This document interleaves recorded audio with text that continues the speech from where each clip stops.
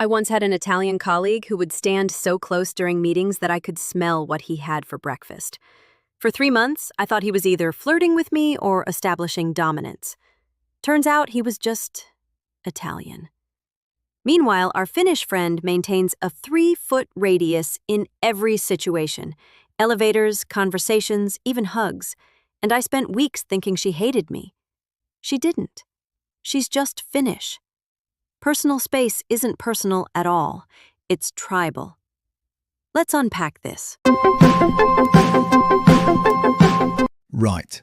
Personal space. The invisible bubble that everyone has but nobody agrees on the size of. It's wild, right? Like, we all feel it when someone's too close, but too close means completely different things depending on where you're from. I think it's one of those things you don't even realise is cultural until you're in a situation where someone's operating from a completely different rulebook. Yeah, you just assume your comfort zone is normal, universal. And then you meet someone from a different culture, and suddenly you're either backing into walls or wondering why they won't come closer than 6 feet. So when did you first notice this? Like, when did it click that personal space was cultural? That Italian colleague I mentioned, Marco. Brilliant guy. We worked together on a project for about 3 months. What happened? Every single conversation, he'd stand close, like really close, close enough that I'd instinctively step back. And then he'd step forward. We'd do this slow-motion dance around the office, him advancing, me retreating. That sounds exhausting. It was! And I felt terrible because I genuinely liked him. Great colleague. But I just couldn't shake this feeling that he was, I don't know, invading my space, being aggressive. But he wasn't. Not at all. One day, another colleague, she was from Spain, saw us doing our little dance and just laughed. She explained that in Mediterranean cultures, close proximity during conversation is normal. It's warmth, engagement. Standing far away would actually signal coldness or disinterest. So you were rejecting him every time you backed away? Exactly. And he probably thought I was being cold or standoffish.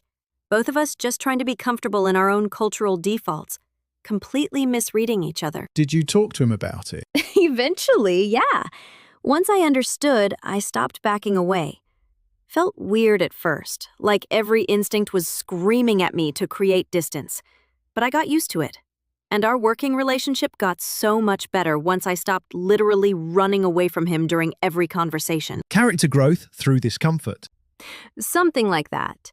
Quick pause before we dive deeper. Huge thanks to everyone suggesting topics in the comments. Seriously, you've been brilliant. Keep them coming. What cultural mystery should we unpack next? Drop it in the comments, at a comfortable distance, of course. Obviously! So let's talk about where this even comes from.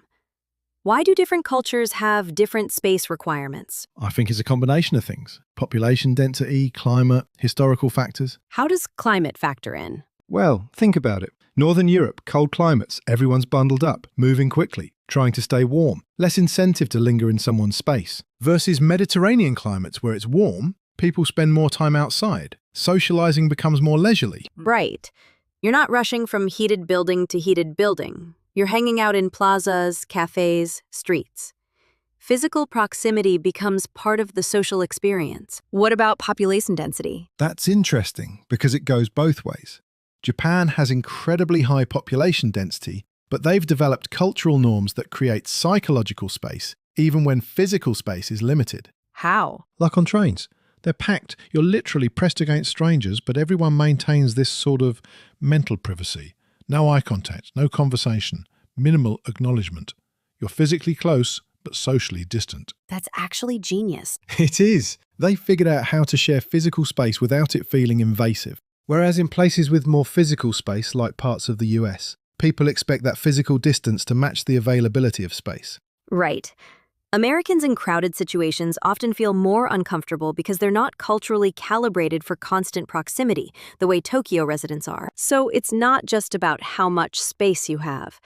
It's about how your culture has adapted to use that space. Exactly. Tell everyone about our Finnish friend. You said she maintains a 3-foot radius? At least. Probably more. I met her through work. She transferred to our London office from Helsinki. And you thought she didn't like you? For weeks. We'd be in meetings, standing around chatting with colleagues, and she'd always position herself at the edge of the group, far enough that I thought she wasn't interested in being part of the conversation. But she was just being Finnish. Exactly. Finnish culture values personal space almost as much as the British value queuing. It's not about disliking people, it's about respecting boundaries. So she was actually being polite by giving everyone space? Right. And I was misinterpreting her politeness as standoffishness. Classic cultural projection. Did you ever talk to her about it? Eventually. We ended up at a pub after work one night, and I made some joke about her always standing so far away. She looked genuinely confused and said, "This is normal distance?" And for her, it was. Completely normal. She explained that Finns are taught to respect personal space from childhood. Even at bus stops, they spread out as much as possible. It's not awkwardness, it's consideration. That's actually really sweet when you think about it. Everyone's protecting everyone else's bubble. It is. Once I understood, I stopped taking it personally. And honestly, hanging out with her became really comfortable because there was never any pressure about physical proximity. We could just exist at whatever distance felt right. It's interesting how often these things come down to just understanding the intent behind the behavior. Yeah. She wasn't being cold. Marco wasn't being aggressive. They were just being themselves. What about America? Where do we fall on this spectrum? Somewhere in the middle, I think. But it varies wildly depending on where you are in the country. Really? Yeah, like New York subway riders have learnt to tolerate close proximity out of necessity. But put those same New Yorkers in a wide open space and they'll spread out significantly. So Americans can adapt to crowding but don't prefer it. Exactly. It's situational tolerance rather than cultural comfort. What about in social situations? Like parties or gatherings? Oh, Americans are interesting at parties. We're taught to be friendly and approachable, but we still maintain this arm's length bubble. Arm's length? Yeah, like if you extend your arm, that's about where the comfort zone starts. Closer than that feels intimate or invasive, unless you're close friends. Whereas in, say, Brazil or Argentina, You're basically in each other's space constantly. Greetings involve kisses, conversations happen close, touching while talking is normal. I had a Brazilian roommate in college for a semester. Oh, tell me about that. It was such a learning curve. She was wonderful, so warm and friendly, but I kept feeling like she was standing too close. Not in a threatening way, just more intimate than I was used to. That must have been confusing. It was, especially because I didn't want to seem rude or cold. But my instinct was constantly to create more distance. Did you figure it out? Eventually. We were cooking together one night and she made a comment about Americans being so far away all the time. And I was like, wait, you think we're far away? Different reference points. Exactly. So we actually talked about it. She explained that in Brazil, close proximity is warmth and connection. Standing far away signals that you don't want to engage. So she was trying to be friendly and you were trying to be comfortable and you were both just missing each other. Completely. Once we understood, we found a middle ground. She'd stay a bit farther than felt natural to her. I'd let her get a bit closer than felt natural to me. And honestly, it made us closer as friends because we were both making an effort. That's really lovely. It was. And it taught me that discomfort isn't always bad. Sometimes it's just different.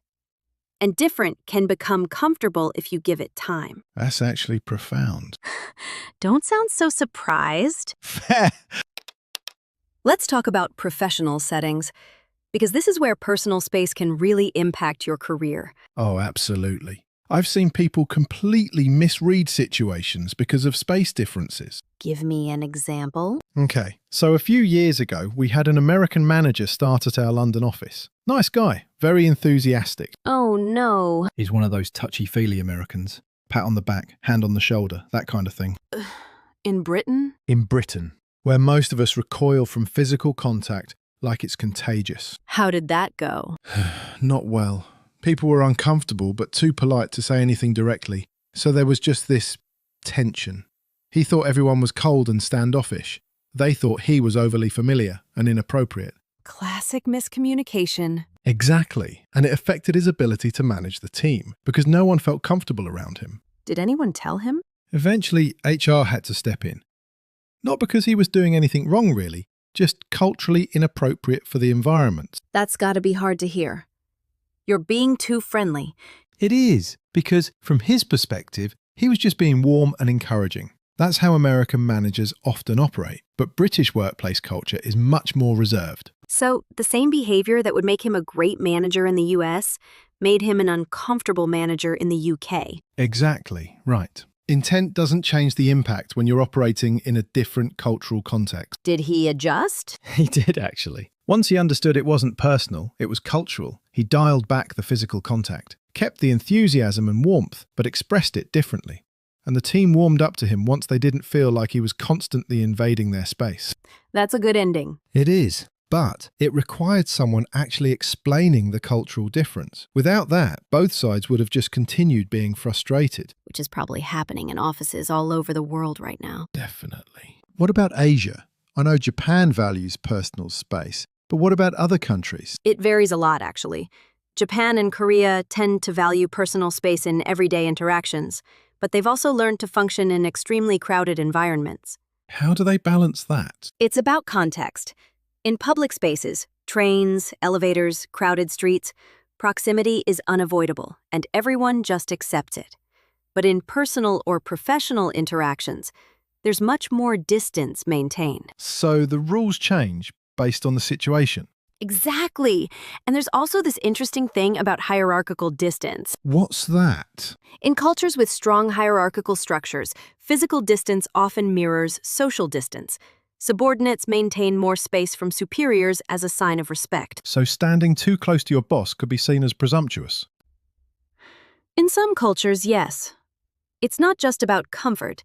It's about acknowledging the social structure. That's fascinating. Yeah, I mean, in American workplaces, we're trying to flatten hierarchies.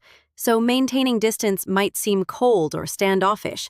Right. Same behavior, opposite interpretations depending on whether your culture values hierarchy or egalitarianism. This is making me realize how much we communicate through space without even knowing it. That's exactly it. Space is a language, and most of us are monolingual. Until we're forced to become bilingual through awkward experiences. Exactly. So what's the actual solution here?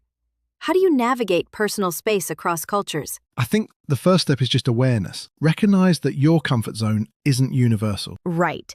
If someone's standing closer than you'd like, they're probably not trying to intimidate you.